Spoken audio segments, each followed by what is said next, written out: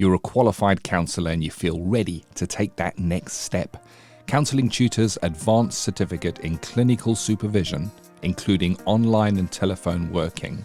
Built for the busy counsellor, the course starts with self-directed learning inside the custom-built learning portal. The theory then comes to life in live tutor-led sessions where it's demonstrated and explained. And you get to practice it yourself with peers with observation and feedback from the tutors. This training is mapped to the BACP Supervision Competence Framework and is NCPS quality checked.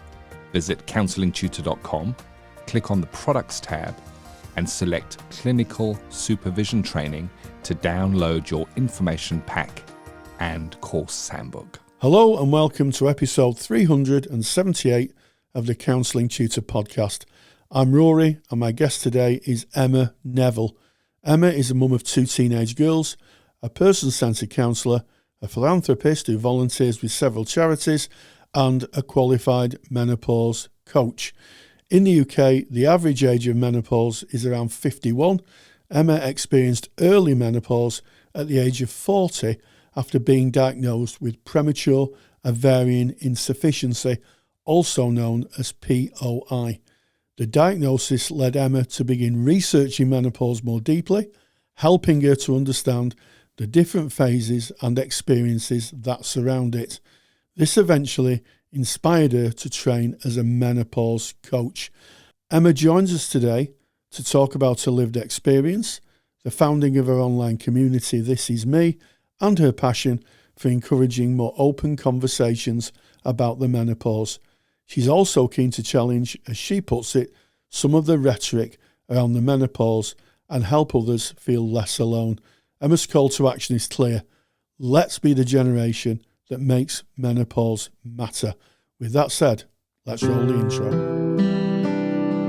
Welcome to the Counselling Tutor Podcast, the must-listen-to podcast for counsellors, psychotherapists, and counselling students. Here are your hosts, Rory Oakes and Ken Kelly.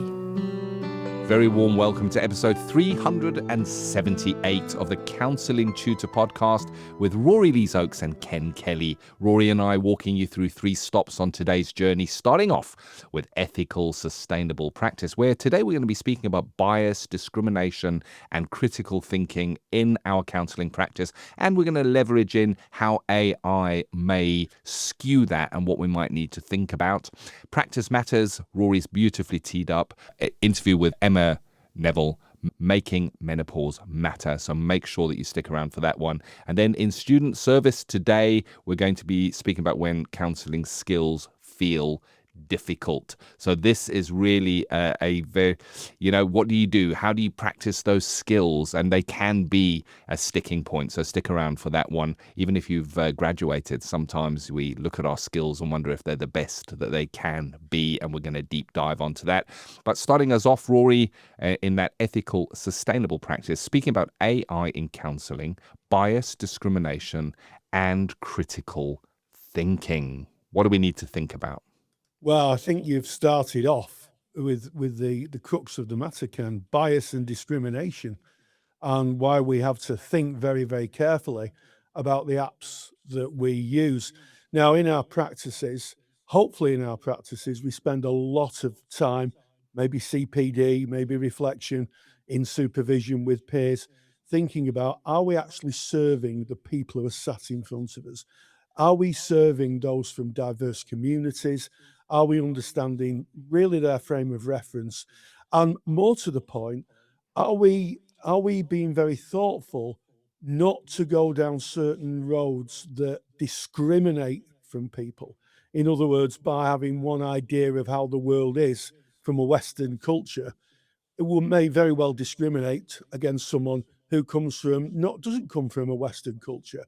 So over the last 10 years, there's been a lot of discussion about equality and diversity, about thinking about people from different areas.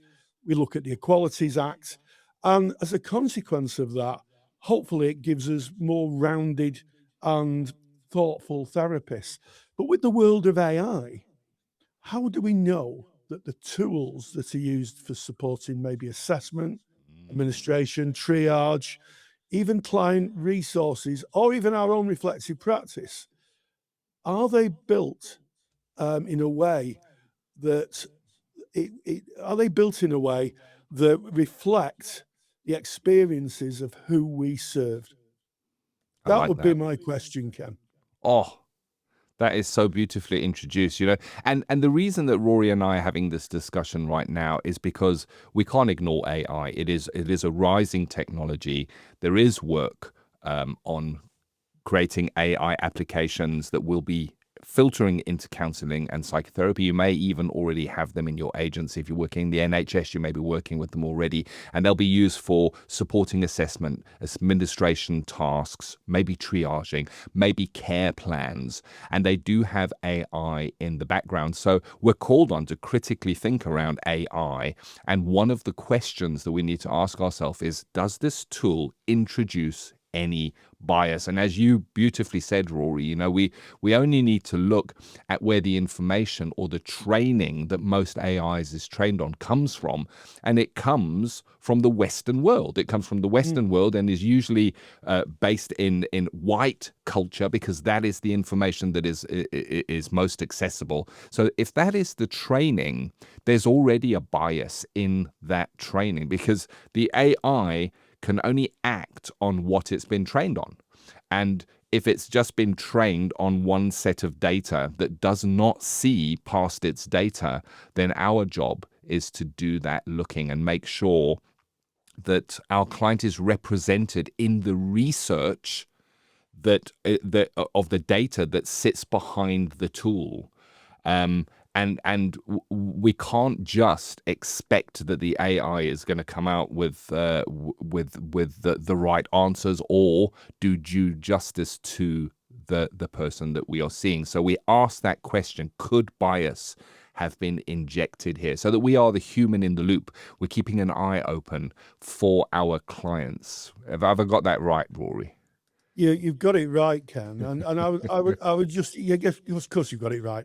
But what I would say is that it's not just coming from a white perspective; it's a heteronormative perspective, it's a cultural perspective, it's an ableist perspective.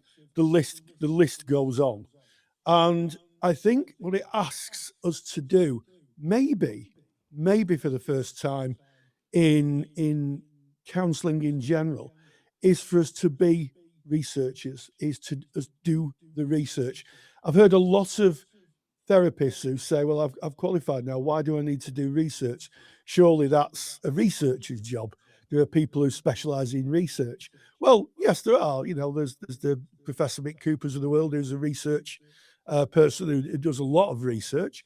However, now that we're engaging with external applications, the onus is on us. It's our responsibility to remain critically aware, to use professional judgment on the tools that we're offering or using or asking clients to use, and crucially, ask whether the tool has been tested. And I use the word tested in a kind of thoughtful way. In other words, have people been included who reflect the clients that are in our own practice? And I think, that would include age, culture, language, disability, neurodivergence, gender, sexuality, even class. I mean, the list goes on and on. There is a handout for this. And if a tool's been developed in a very narrow range of data, it might not be useful or even very helpful for clients of different groups.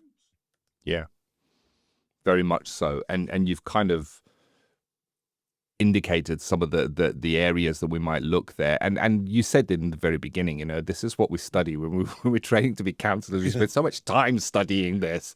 And it's so there's nothing really new. It's not that we have to understand the technology and become technology experts. We just have to understand how to think critically if we're using a tool, not just take it at face value.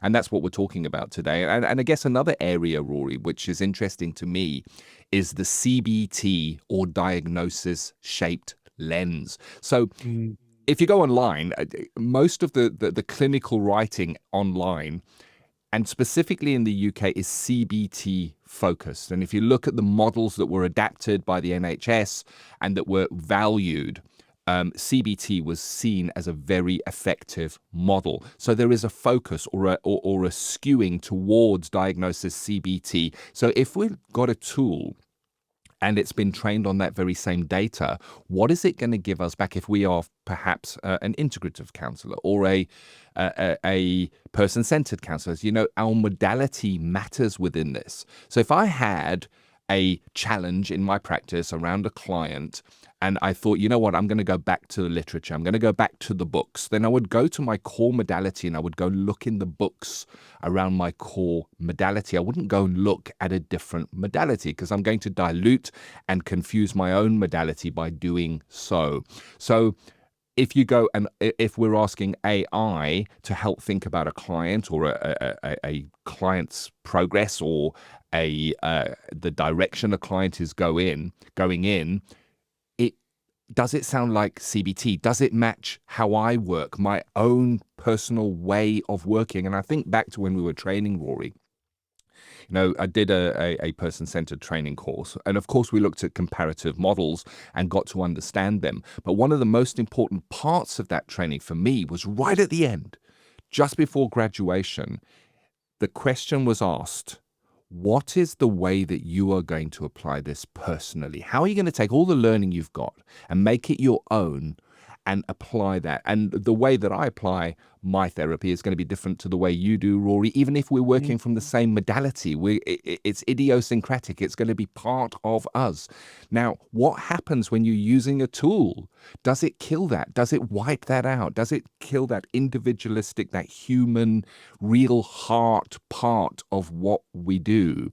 So I guess we need to think about that, the variety of approaches in our profession, the us within that, the values that we pick up and that we weave into our therapy. Is the tool able to match that? Is it squashing it? Is it stopping us thinking about that? And are we just looking at the tool and going, that must be the answer because it's based on all the research. So there it is. I'm just going to carry that forward, Rory.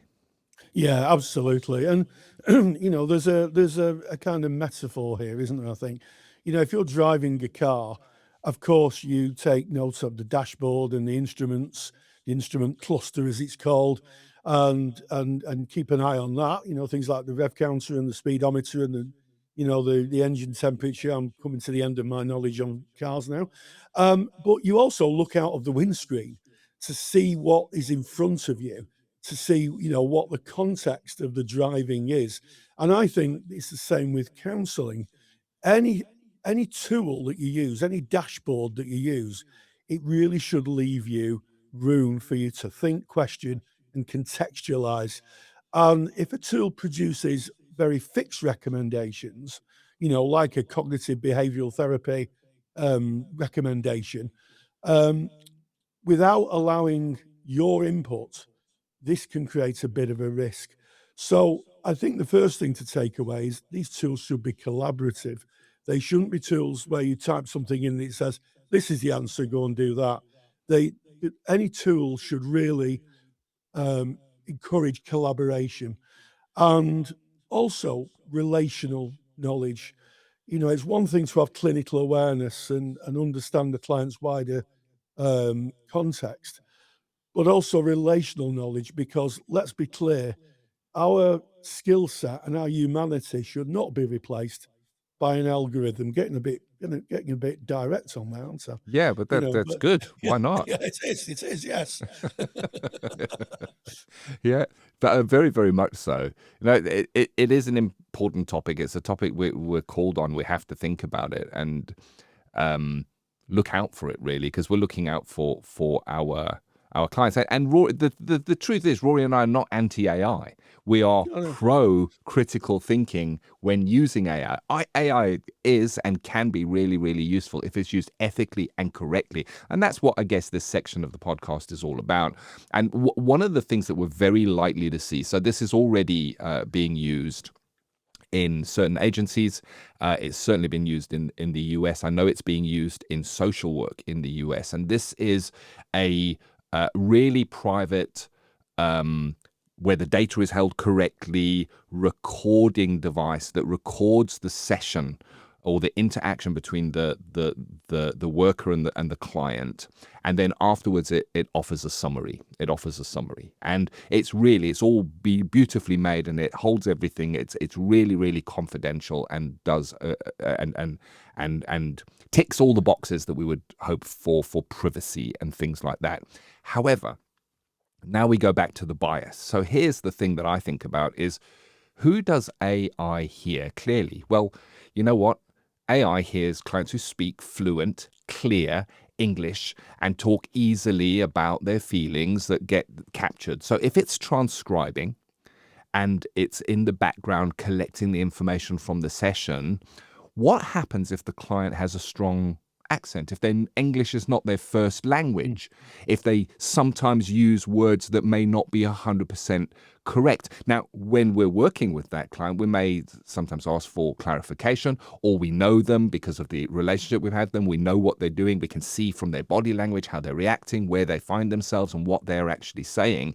But if AI is listening in and making notes that we're working from, does it really understand that person if they are not speaking fluent, clear English? Because if that is the case, then there is that bias. And this all leads to the drift in the thinking.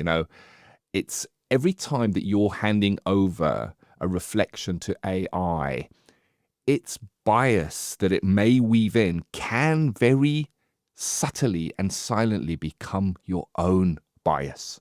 Because again, if we read that, we go, well, that's obviously matched to the latest research and the best of data, so it must be right. Think about how we can be manipulated or influenced by that bias that just slowly might creep in and do it slightly different to how we would do it human to human.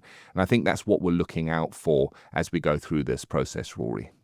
Yeah, absolutely. And I think, if we're thinking of points for practice or some takeaways, I think that, be cautious when using AI tools with marginalized or underrepresented clients, and clients in general, to be honest with you, because even if you're white and English speaking, there are a lot of variations within that. So, just be thoughtful. And also, I think, a healthy skepticism, treating AI outputs, prompts for reflection, not as clinical conclusions. So not thinking that you're asking a professional to give you an opinion. This is just prompts for reflection. And you might think, well, that could be true, but, given what I know about the client, maybe that isn't accurate. Always, and I think this is just a general, isn't it? Consider how cultural identity, language, and lived experience may affect the usefulness of the tool. Because I'm maybe naive here, Ken, but I don't think that any AI would be able to encompass that, because that is very much, as you say, idiosyncratic. It's the individual. And here's the thing: individuals can change. The nuance of who they are and where they are can change within the session. And also, I think that if it sounds too good to be true, it is too good to be true. Be alert for tools that offer really confident answers without explaining the limitations. And I think my final observation is keep the human connection. If you have any uncertainty, explore it openly in supervision, where appropriate. And if you do use AI, and you need to record your reasoning, it could influence your thinking or decision making. And at the end of the day, we're in service of clients, not a mainframe computer. Yeah, I love that. Keep the heart of what we do human to human.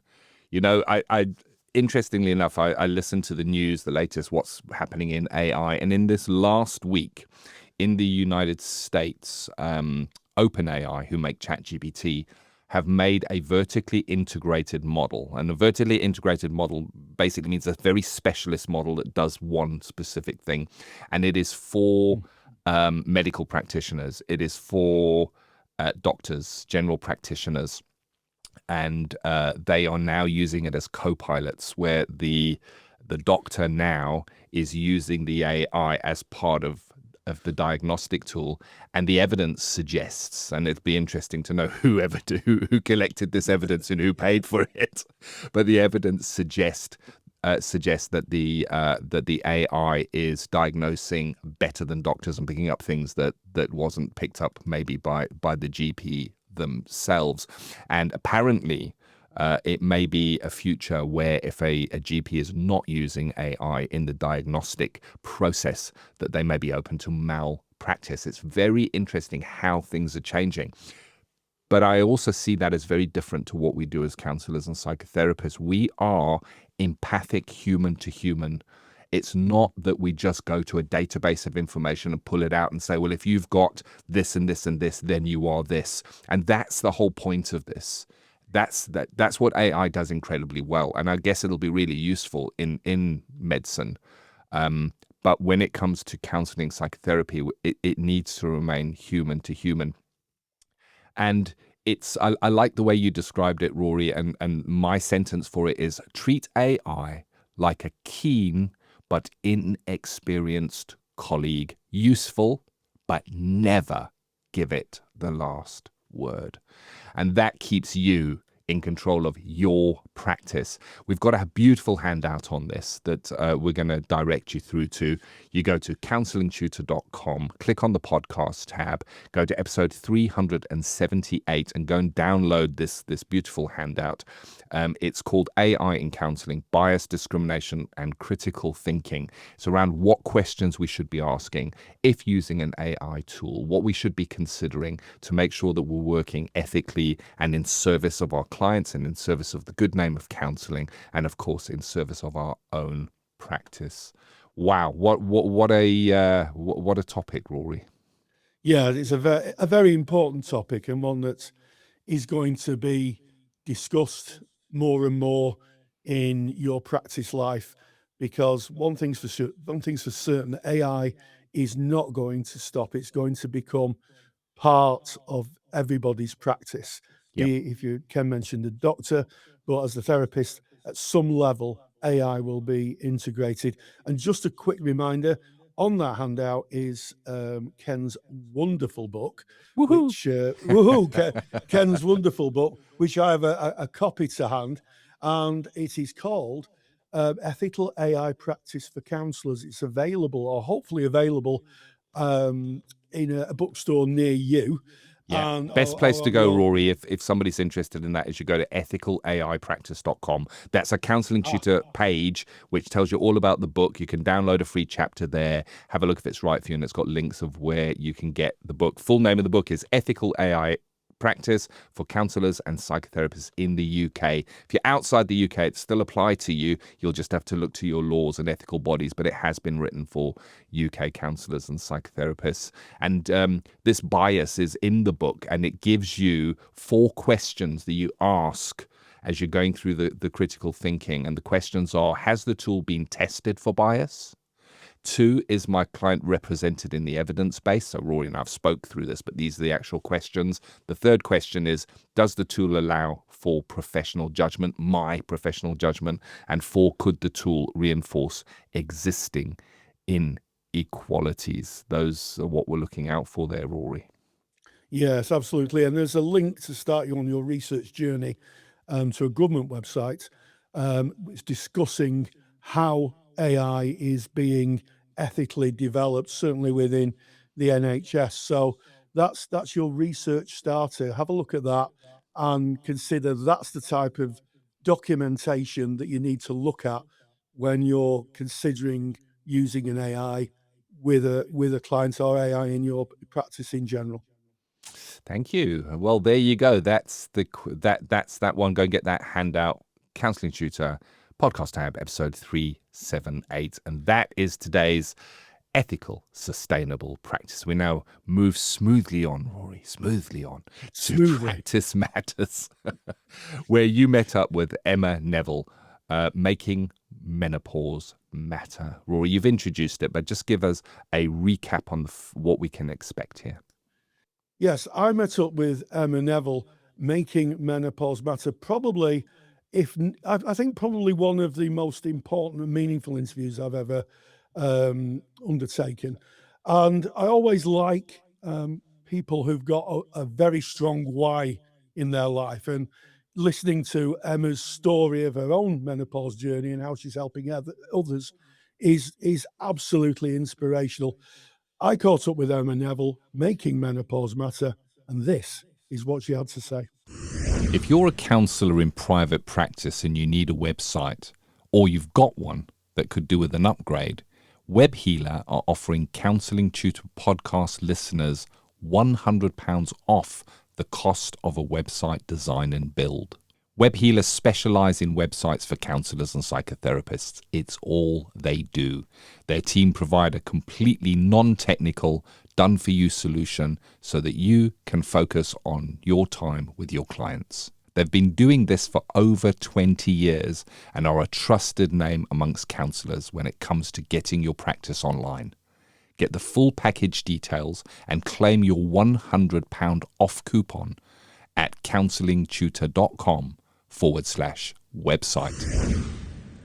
On the 14th of April 2026, the Department of Health and Social Care, NHS England and the Right Honourable West Streeting MP published a press statement titled "Women's Voices to be at the heart of a renewed health strategy." The key points include women will be given a stronger voice in their care, including a new trial in which their feedback could influence whether money is withheld from healthcare providers and redirected to service improvements. Gynecological care will be streamlined to help reduce waiting lists and improve access to treatment for conditions such as endometriosis and fibroids. The strategy will address outdated and misogynistic attitudes and practices around women's pain relief, and the overall aim is to make services more accountable, ensuring women's experiences are heard, taken seriously and acted upon. Women's voices are being placed at the centre of this renewed focus on women's health, and one of those voices is my guest today. It's my great pleasure to welcome Emma Neville, menopause coach, person-centred counsellor and founder of This Is Me, a philanthropic quest to raise awareness of menopause and, as she eloquently states, change the rhetoric. Emma, thank you for joining us. Thank you for having me. This is a real full circle moment, Rory, that when you contacted me, I've listened to your voice for a number of years doing my training, and now, I'm now with yourself in a room. Well, not in a room, but online, but it's a real pleasure. And you just never know where your life's going to end up, do you? Some days. You don't know. It's very serendipitous, as they say. Love that. Now, I talked at the beginning about the Department of Health's change and that women's voices are to be heard at the heart of a renewed health strategy. What's your take on that? Yeah, I mean, it is great news that there is a lot more noise within women's health in general. As particularly my topic is menopause. But I think, there's a lot of things that are stated there, particularly, about the focus on reducing doctors dismissing and sending things away, people away with these. I've heard this, some women have been 9 times to a doctor who maybe come across, doctor that's not specialised in menopause or hormones. And I think it's brilliant, but I think what we need to have is a governance infrastructure, really, an evidence-based kind of auditable trail for employers to show that they've responded, not just that they're aware of this. I think it's great having a policy, but is it just a piece of paper that you're just ticking boxes with? So I think there has to be a real awareness, because without awareness without accountability isn't protection, it's exposure for people. So I think we've really got to look at the bigger picture here, and it's all brilliant this, but putting it into your workplace, or it's an all-rounder from top, bottom to top, that we need to, I think it's kind of communicate this across what's going on within your businesses. Because, a poorly handled situation that can start with menopause rarely stays contained, really. It can go down the role of, mental health issues, disability, discrimination. And I feel like it can even lead to, obviously, people leaving work, which we hear this 1 in 10 leave work with menopause, loss of earnings. So it's, one conversation become a multiple ground claim with uncapped liability, really, for the employee. So I think it's great, but we really don't just want a piece of paper just to be held, within our employers, filing cabinet or online somewhere. It's really got to be an all-round togetherness and understanding of what we can actually deal with this. But it's a real good shift and a move, and it's exciting because it's about time that women's health, it's underfunded, under-researched, and it's such a shame. It's shocking, the statistics on lots of things. Yeah, I would totally agree. And although I can't speak with any authority on menopause, I have come across it, certainly with my wife, who's had quite a difficult time through that part of her life. And I would agree with you. There's been quite a lot of hard work on her part to get any kind of remedy to be able for her to live an active life. So I guess what I'm hearing you say is, okay, we've got the policy, we've talked the talk, but we've got to walk the walk. Let's see some action. Words are one thing, action's another. Absolutely, action is needed. Not just, like we said, the paper, is it worth the paper it's written on, really? And it's got to be, it's great. But we celebrate this, but recognise, obviously, the impact that it's having on people. So it's got to be something that, we look at as a bigger picture, really, within your workplace, and how are you actually going to, roll this out as such, within it. Absolutely. Yeah. Absolutely. So employers take note, really. Yes, exactly. Yeah. Now, and it's not, Yes.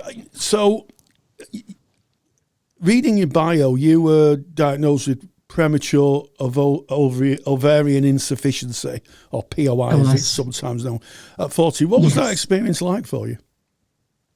Well, menopause was not really on my horizon coming up to 40, if I'm honest. I was looking forward to actually that 40th birthday, and then got all put on the back burner because of COVID anyway. But during that time, there was lots of symptoms that were going on for me, but I was just in so much denial, and I just thought it was stress.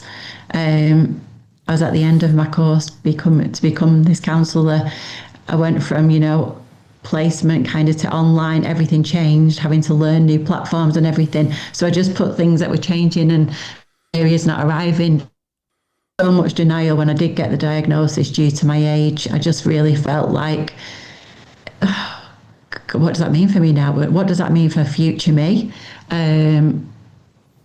For someone who kind of has had a clean bill of health and never needed any medications, it was kind of another layer when I got told, to start the HRT. It was my informed choice, but I was, advised from gynecologists that I needed to get my estrogen back. So having that prescription there and something to collect felt very, very strange to me. And also having two girls who are now 17 and 16, not at the time, but younger, but it was kind of like, well, what does it look like for their health as well? So it was paramount that I found out about menopause. I really researched it and educated myself, but it was an all-rounder, really. So there was lots of thoughts that came with that, and I think it was more the impact on my body. The symptoms were a lot, but I think it was that mental, for me, this kind of feeling of, I wouldn't accept it at the start. I wouldn't really listen to some of the calls that I had with, doctors and things, and I didn't want to accept it. I think that's what it really was. And then once I got my head around that, it felt like the light was coming through a little bit then, once I could accept that, there was something there that could help me, and why not give it a go? And what was the worst case that could happen? Kind of the benefits outweighed the risks. It was all that came into play really for me, yeah. Yeah, and I guess it's not surprising that you felt like that, because the average age of menopause is 51, isn't it? Yes. So 40 is very, very young. And that diagnosis started you on the path, I guess, of researching. What did you discover about the menopause that you wish you'd known earlier? Gosh, there's a lot. Yeah. I think one is what you've just highlighted there. I always say, if I could get rid of anything that kind of rolls into it, is to get rid of this UK average age, because I think if that wasn't there, it would actually make people lean into the symptoms a lot more, get help earlier, all the things that roll into that. And it is, I think the word hormones are, wow, they're a lot. They're a roller coaster ride, and sometimes you just can't get off. And it's understanding our bodies. So it was really important that, I understood what that meant for me, but also I think it was getting to know my anatomy again. And I'd recommend to anybody, have a real look and have a look at the endocrine system and things that I learned through my menopause coaching. And it's quite fascinating where all these hormones are in our bodies and what they're doing.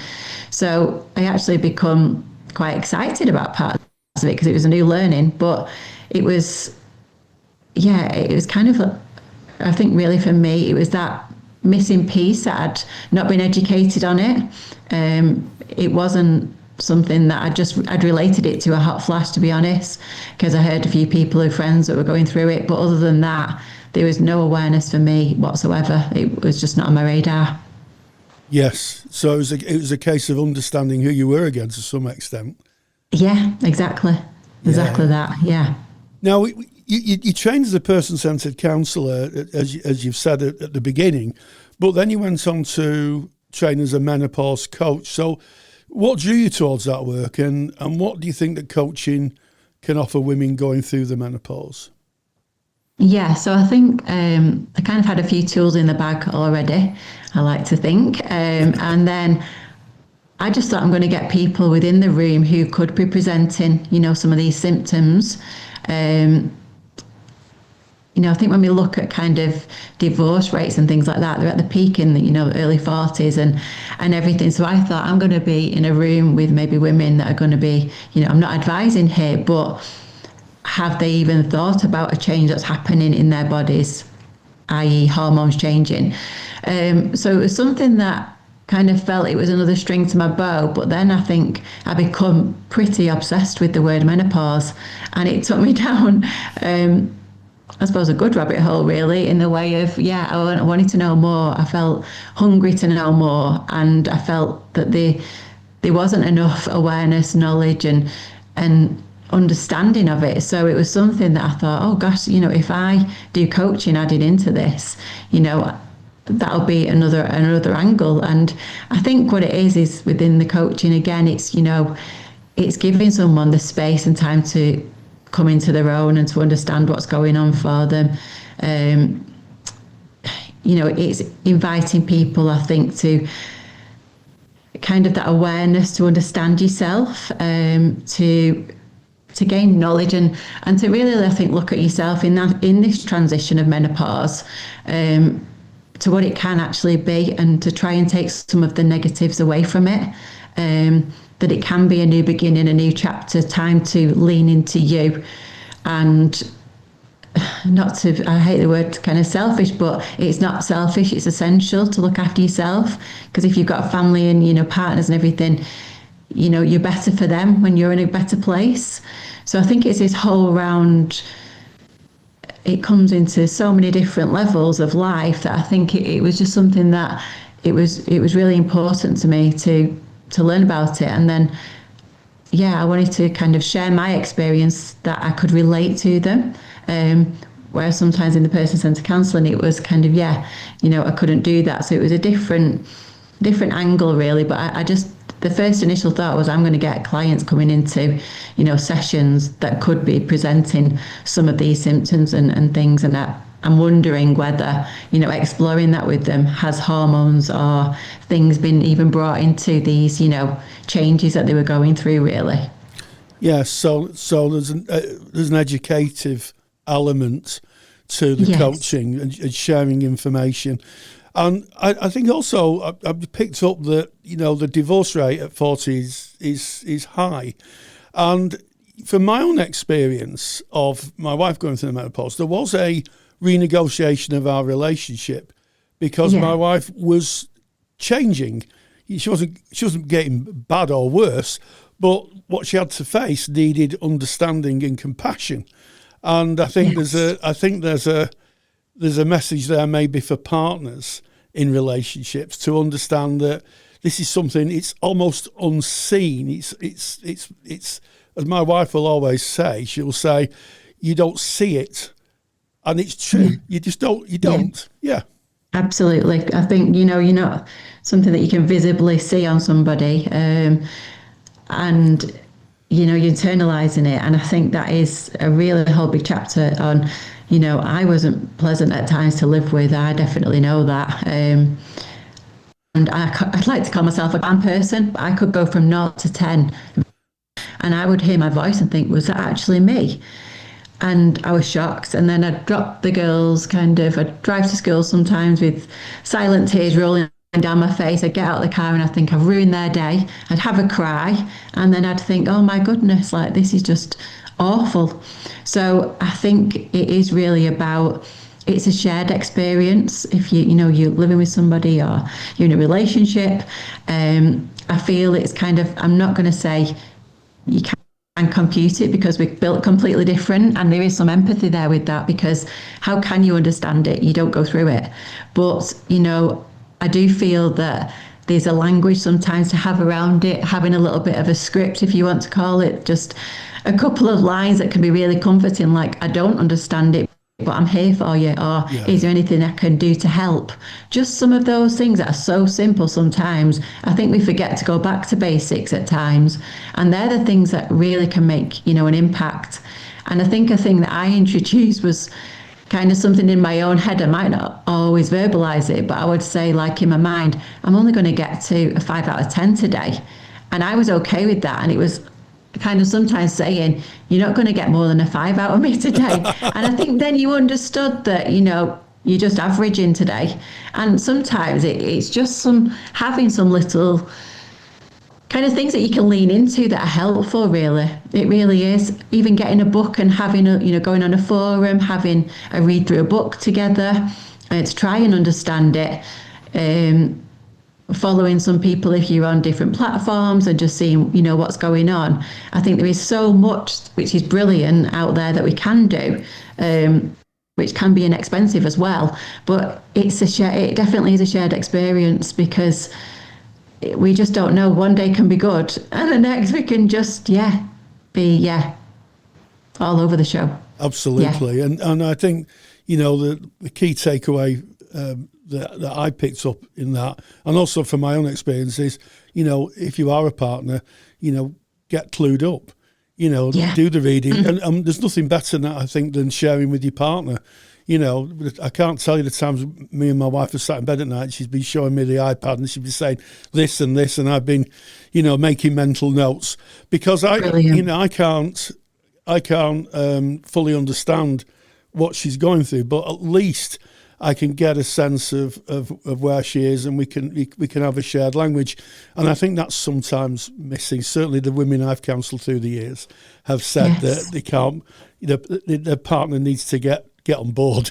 Get a clue was one of the things that one of my clients said. I wish you get I can't repeat the word before clue, but get a clue.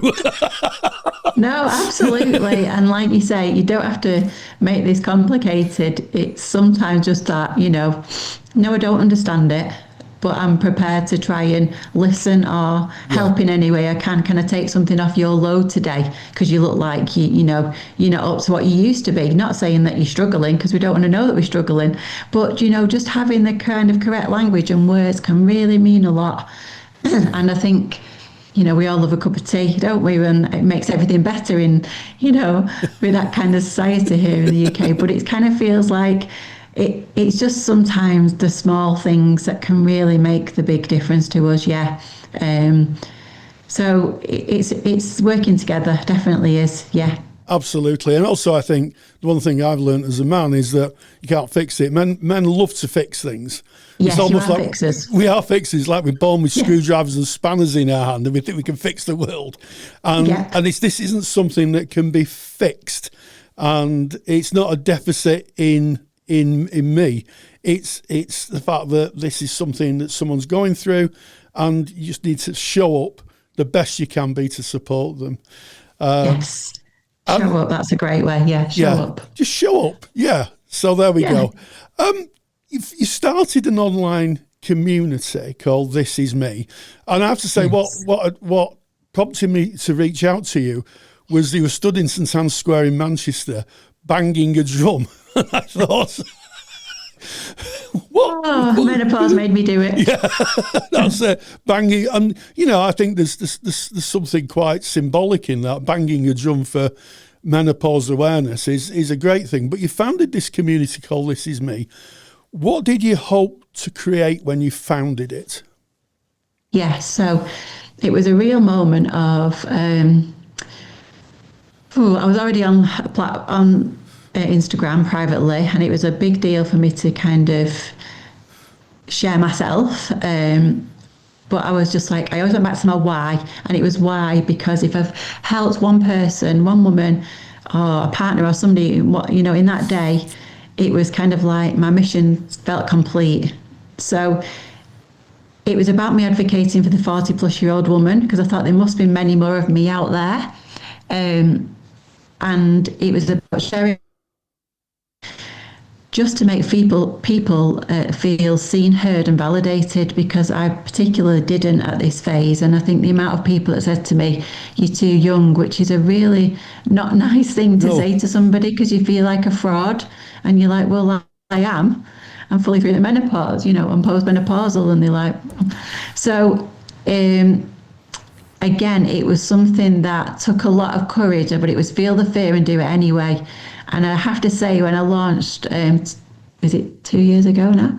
Yeah, on 18th of October, which is World Menopause Day, I pressed, go on that page, and oh my goodness, I felt like I cried, I think, for most of that week. And it wasn't because I was kind of like afraid. It was a part of me where I was just like, oh my gosh, I'm accountable for all these people that were sending in messages and sharing their journeys with me. And I thought, this is powerful.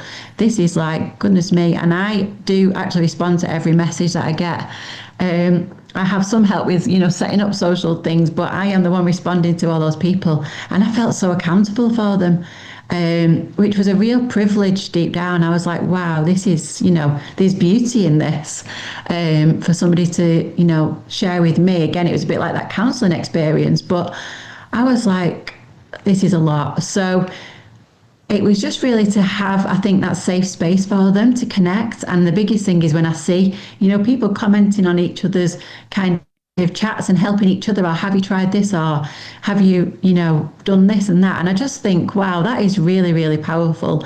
But I learn as much from them than hopefully they learn things from me. But I feel as much as like I lean into them as maybe they might, use me. But I do feel you get to know your community. There's people now that I know have been with me from day one and always comment, and I feel like they've become, friends. They really are. And it's really, really special. It's been such a lovely journey, and I'm grateful to parts of my menopause because of that, because I think community is everything. And I still feel we're kind of from lockdown, we're still not fully there. In lockdown, we were all looking out for each other and helping each other. That's all gone back to where it was probably. And I think we're creatures of habits and we need touch and connection. So all these online, things are great, but I am really like to be in the room with people. I think that is, I feel like I am a one-to-one kind of person, that I want to be there and I want to feel tactile. So, yeah. Yeah, and I guess what I'm hearing is your family weren't alone. you found Yeah, there's definitely. lots of other people experiencing what you do, and that group, that community, it feels from your voice very, very powerful. Very Yeah, powerful. it really is. It's so special. And if somebody said, like, that ends tomorrow, I would be devastated. Yeah, because I just think, wow, it's really helped me. It really has helped me to sometimes just normalise things for myself, sometimes emotions and everything. And I think I am always authentically myself. And, I've shown tears on there. I've not tried to put on a show, and I know on these platforms you see a lot of like the good times, but also try to show some of the stuff that we do go through this phase. Yeah, definitely. Oh, absolutely, and the authenticity shines through in your Thank you for your that. voice. As we come to the end of our time together, Emma, what message would you like to leave with anyone who may be experiencing menopause themselves, or supporting a loved one, friend, or colleague who's going through it or approaching that stage of life? Yeah, so I always like to say, I think we just touched on, but you really are not alone. It can feel very much a lonely place. I think my biggest message is, in a way, we know our bodies better than anybody else. Tune into it. It's an amazing vessel. It gives us all the signs, but are we really listening? So tune into what it's telling you. Don't ignore things and put things off, because I know my journey would be so different if I'd acted quicker. Advocate for yourself. So use your voice and don't be afraid to. And if you're not happy with something or an appointment, go back, ask to see somebody else. There's many amazing people out there that do want to help. So advocate for yourself and really, feel strongly about that. And educate yourself would be another one. So don't wait for it to happen. Get the education in now. It doesn't have to be as daunting and as scary as it might sound, but if you can have that little bit of knowledge now, it can really help you in the long run. And I'd say that for anybody from, late 30s where our hormones are on that decline, really get to know now, get yourself strong, find out what works for you. And it's a whole holistic, it's a bigger picture. It's a whole umbrella of everything. Mindset, burnout. Are you sleeping? Are you nutrition? Are you eating enough? There's so many pillars to this. It's not just one. So it's really getting yourself into a good place before it does approach. And I think then you feel better to be able to, to cope with these shifts in the hormones that we have. Yeah. So that was more than one. I'm sorry. If you want to find out more about Emma Neville's work, go to the Counselling Tutor Podcast website, click on the podcast tab and look for episode 378. In the show notes, you'll find a clear list of Emma's resources, including a newsletter, Instagram page and other useful links. You can access them directly and share them with clients, colleagues or anyone else who may find them useful. It just remains for me to say, Emma Neville, thank you so much for joining us. Thank you very much for having me. And I really hope this will help some people out there. And just keep doing the work you're doing, because it's amazing as well. Thank you. It will help, and thank you. Practice Matters is proudly sponsored by the Counsellor CPD Library. To access top quality, relevant continuing professional development for your practice that you can do at a time that suits you, and all for less than the price of a cup of coffee, visit counsellingtutor.com. Big thank you to Emma Neville. Big thank you to you, Rory, for holding those very important discussions. Enlightening, informing, informative. Yes. And that is today's Practice Matters. And we now move on to our student services, where we see you, students, on your formal journey to become counsellors, psychotherapists, or maybe you're just learning the skills to use in other areas of your life. But today we're speaking about something that is absolutely evergreen. It comes up again and again and again. And I hasten to say it doesn't just come up when you're studying, it comes up post-studies as well. It's around counselling skills. So we're talking about when counselling skills feel difficult. And I think imposter syndrome, Rory, just to kick this off, is something that a lot of counsellors sit with, because it's tricky. If you think about counselling training, we don't get to see a qualified counsellor working with a real client and seeing how they use skills. We get to read about it, we get to simulate it, but you can be left wondering, am I doing this right? Yes, and it's a subject that comes up a lot in our Facebook group. And if you're interested in joining our Facebook group, search Counselling Tutor in Facebook. You'll find us, pop in, and you'll see all those wonderful conversations that are taking place. And I think you're right, Ken. I think there are some trainers now who are actually demonstrating counselling skills, but few and far between. And it's not unusual for someone to come to the end of their training and never see counselling skills by a professional therapist ever being displayed. It's a bit like learning to be a plumber and never seen any pipe work being done. It's a case of, well, you just see how you get on and see how that is. And yeah, I understand that because, that's part of how counselling is taught. But it can feel difficult even for professional qualified therapists. My first observation would be, if you come away from a session and you think, oh, I was just awful in that. I was just awful in that. Put it to one side, just bracket it off, place it to one side, get on with your life. And then at some point, just unpack it and say, is it that my skills were poor? Or is it that I just don't feel like I'm the real deal? And I would suggest, Ken, from my own experience and from everybody I've ever taught, it's more the latter than the former.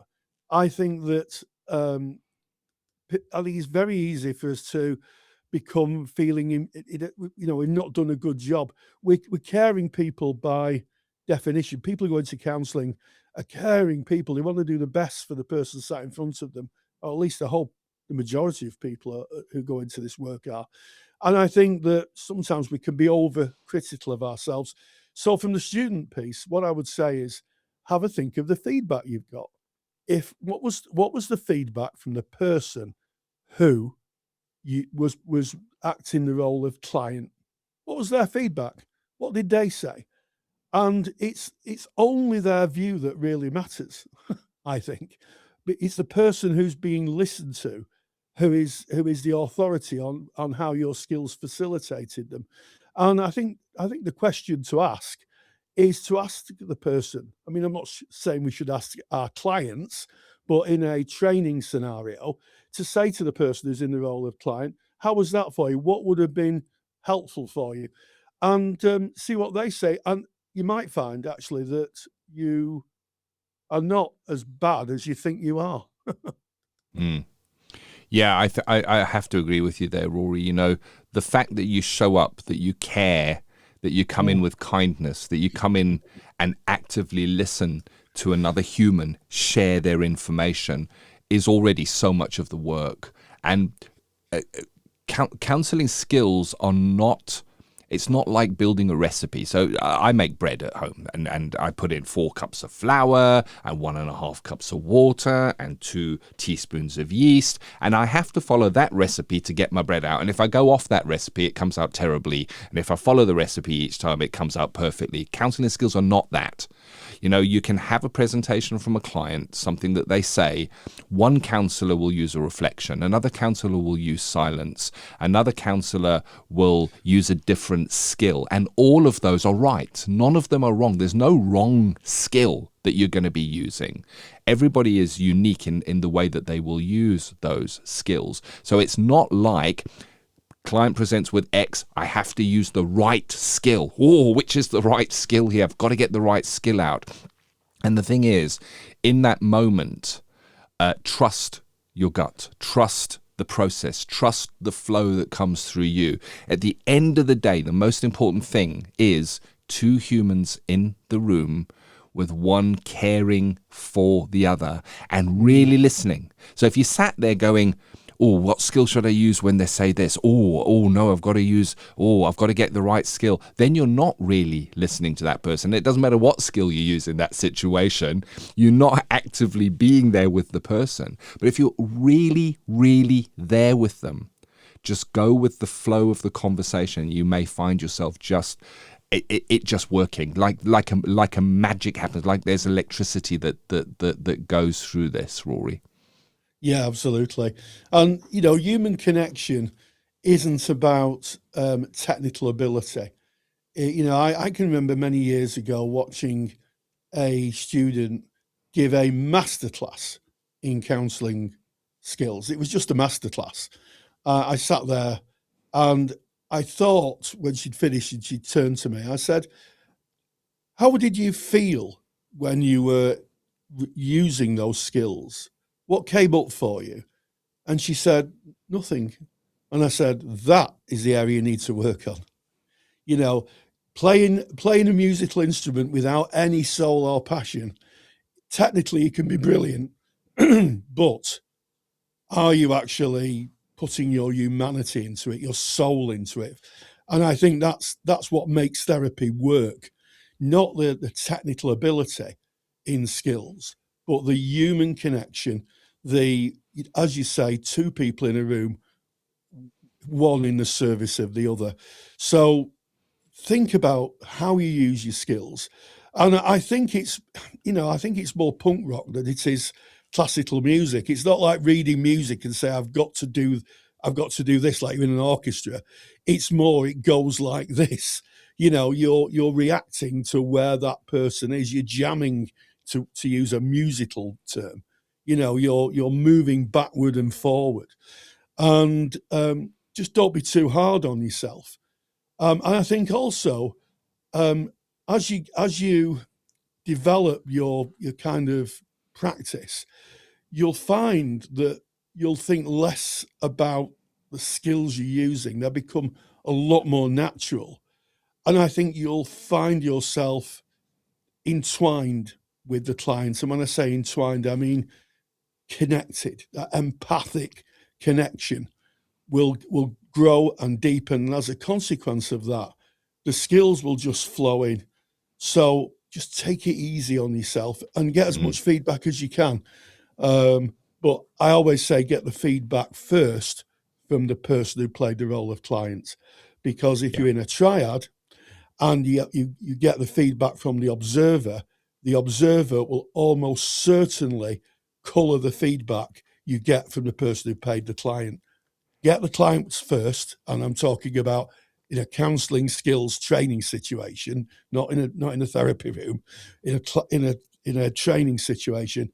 Get the person who's role playing the client's feedback first, how they felt about the interaction, and then go on to the observer, because ultimately it's the person in front of you who is the person best able to tell you if you've accessed their frame of reference, if it's been a meaningful encounter. 100%.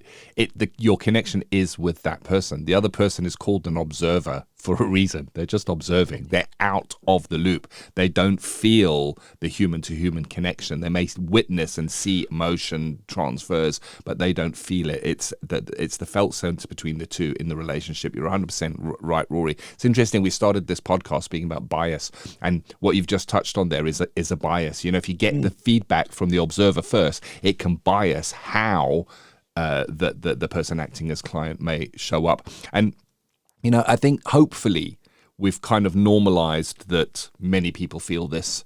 So if you're finding it difficult or feeling that you're maybe not good enough or that imposter syndrome, so hopefully we've normalized that. But what I also wanted to focus on is that if you look at counselling training, there is a heavier weight may be put on the theory and the practice and the law and the ethical frameworks. And there's a very good reason for that. At the end of your training, you've got to put in assignments, and those assignments have to pass criteria. And your skills can, in some instances, be a little bit shoved to the side. They can take up maybe only a small proportion of your actual training. And if you think about it, when you're going to practice or when you're going to placement, the 100% of the session time is you and your skills. So it's 100% of skills when you're actually in practice. Yet when you're training, it may be a much smaller percentage. It might be 25% of your training course will be focused on skills, where the rest is on the other aspects of being a counsellor. So what you can do to kind of balance that is, first of all, use the skills time that you do have constructively. Make sure that you are going in, that you're prepared, and that you're working with peers that really care, that want to hone their own skills. They don't want, we've got skills practice now. Whoa, that's great. I've got an hour's break. I don't have to concentrate on the theory anymore. You don't want to be working with that kind of a person. You want someone who's showing up that really wants to work on their skills. So look around your group, your learning group, and find the people that really care about their skills, that want to take this seriously, and make sure that you're spending your time working with those individuals. And the next part is, there's nothing to say that you can't practice your skills outside of your formal learning hours. Yes. So I did a lecture recently, Rory, for a free lecture for our Counselling Tutor student library members, and it was around about practicing your skills like riding a bike. It's very difficult to learn how to ride a bike by watching videos, reading a book, listening to a podcast. Then you put the pedals. The only way to ride a bike is you get on the bike and then you fall off and then you get on again and you try again. And yes, you got to have the theory of how to do it, and you got to turn the pedals and here's the brakes and everything. But at the end of the day, you got to get on the bike and ride it. Now, imagine if you needed to learn to ride the bike, but the bike was locked up at your learning institution, at your university. It was locked up. You were only allowed to use it for that when the tutor says, okay, it's now bike riding time. Then you have to share it with 3 other people because you're working in a triad. You don't get a lot of bike riding time. So why not get together with others that are interested in really honing their skills, and meet online over Zoom or something like that, and practice your skills together outside of the formal learning hours, and get feedback. How was that for you? How was that for me? You know what? If I did that again, I might have done this differently. And really, you can double, triple, quadruple the amount of time that you spend on your counselling skills outside of your training provider, if you feel that would be valuable to you. I highly recommend it. I think it's a great way to grow. Whether you're studying or not, anytime you look at your skills, you'll find that there's growth in getting together with a peer and working with skills, Rory. I totally agree, Ken. And I think to kind of use the metaphor of bicycle riding, even professional riders fall off. You only have to watch the Tour de France to see, elite cyclists, turn a corner and end up skidding along the floor. So, even being a so-called expert at something doesn't make you infallible. And you can use your skills in general communication. You don't have to facilitate therapy, but listening skills, because this is what they are. They're the art of listening.